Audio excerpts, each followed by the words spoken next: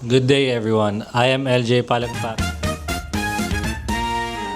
We will be conducting this interview as one of our final requirements in English for academic and professional purposes. For this session, we are honored to have with us Ms. Ira Muriel Antonio.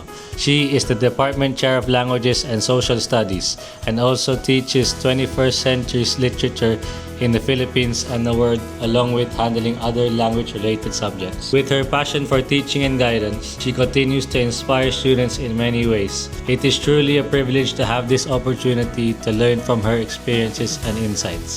Once again, let us all welcome Ms. Ira Muriel Antonio.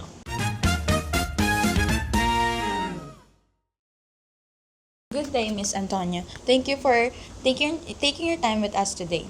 We're here to learn more about your journey as an educator and your experiences at the Rizal University. I'm Ismir Javier and I'm here with my partner. I am Kyle Andre Sampson. This interview is conducted in partial fulfillment of our final requirement in our subject, English for academic and professional purpose.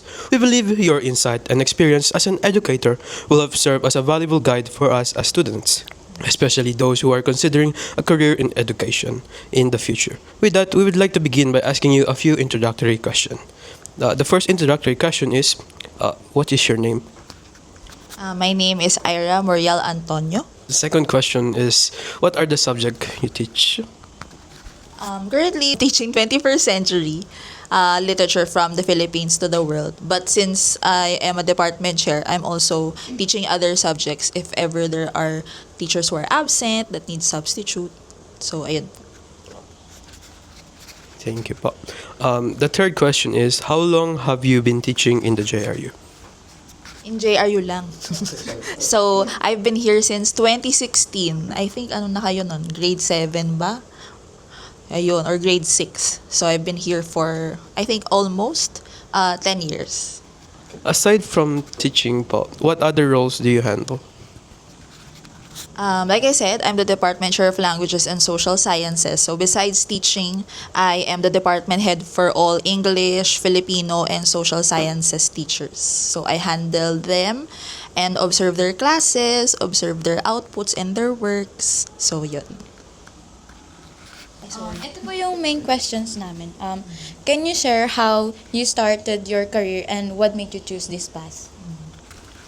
Actually, nag-shift ako ng course kasi when I was in first year college, hindi ko pa alam yung iti-take ko. So, my mother told me to take accounting because she was an accountant. And then while I was conducting NSTP, I was assigned in the LTS. So, that's where you will be teaching in farther areas, disadvantaged areas to primary school students. And then I vividly remember the student that I taught was very malnourished, very uhugin. And the facilities of the school were very underprivileged. They didn't have the same privilege as us, the same resources as us. So that really touched my heart. And then I realized by then that I was not meant to follow my mother's footsteps as an accountant, but to forge my own, which is to be an educator. And ever since then, I think I've lived to that promise naman. Na I don't regret changing my course to something that I really like. The next question is, what do you like most about your job or profession? When I was starting as a teacher, syempre, what I like most is seeing my students learn. Kasi it's not about me teaching eh. It's mas gratifying sa akin when I see the students learning. So that was my goal until, of course, until now, like still until now. But since as a department chair, I'm not just handling students anymore, I'm also handling teachers. One of the most fulfilling parts is actually seeing my teachers flourish, improve their skills.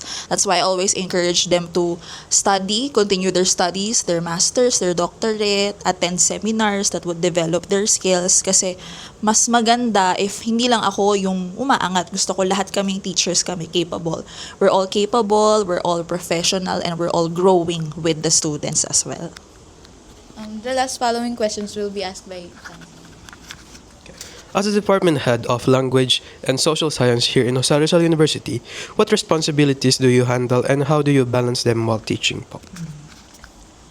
Marami akong responsibilities.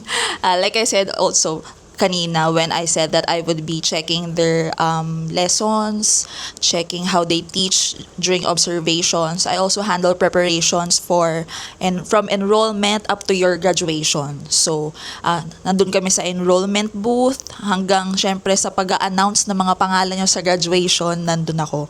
And also in preparation with the new strengthened senior high school curriculum, we are also preparing the curriculum for that.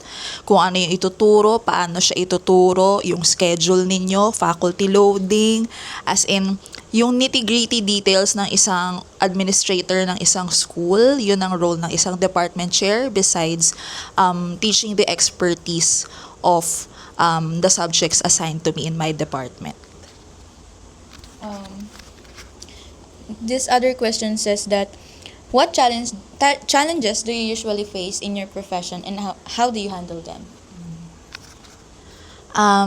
Mostly time management is definitely an issue that I have experienced kasi besides being a teacher, I also have to be an administrator. So besides that, I also teach my own classes. So sometimes my administrative work would hinder me from attending my own classes kasi may mga meetings. But I try to make sure to make bawi to my students. No, I try to make sure that whenever I'm there, I teach as effectively as possible. And I also want to also make time for my teachers. Kaya pag ino-observe ko sila or pag recess or lunch, kinakamusta ko sila sa faculty room. Kasi hindi na lang students' welfare yung responsibility ko ngayon, pati teachers' welfare na rin. So definitely, you have to have time management for that. Not only for your students and your teachers, but also for myself. So yun, pag weekends, pahinga talaga, watching muna ng Netflix or laro muna ng games to decompress kasi you cannot fill from an empty cup nga, diba? So lahat yun kailangan i-manage. And for our final question is, what advice would you give senior high school student who want to pursue a career in education? First and foremost, definitely that it's not an easy job. No, sinasabi ko we already have student teachers, college student teachers who are in your classes. I presume maybe you have met them, and we already tell them that it's not going to be an easy job because you are not just handling yourself. You are, let's say, handling 30 plus souls, 30 plus people under your wing, and even in the short span that you are with them, you will leave a mark. And sometimes it will be positive. Sometimes they won't mind you, like they won't care. They don't care about your subject. They don't care about your class. They don't care about you. But as long as you have your goal, as long as you are determined to do your passions, let's say your passion really is teaching, your passion really is sharing knowledge and wisdom to people, then it doesn't matter if other people don't care about that. As long as you care about what you are passionate about, you believe in what you are passionate about, it will motivate you, it will encourage you, and maybe you will also influence other people to feel the same. Thank you so much, Miss Antonio, for sharing your time and experience with us. We truly appreciate your insights and stories you've given, which not only highlight the realities of being an educator, but also the passion and dedication that comes with the profession. On behalf of my partner, myself, we sincerely thank you for this meaningful conversation. It's been a great honor to learn from you. Thank you so much po. Thank you. On behalf of Group 5, I would like to sincerely thank Ms. Antonio for sharing her time and wisdom with us in this interview. Your dedication as a teacher and advisor has been a source of inspiration, and we are truly grateful for the knowledge you have imparted. May this interview remind us, as students, to continue striving for growth, creativity, and excellence both inside and outside the classroom.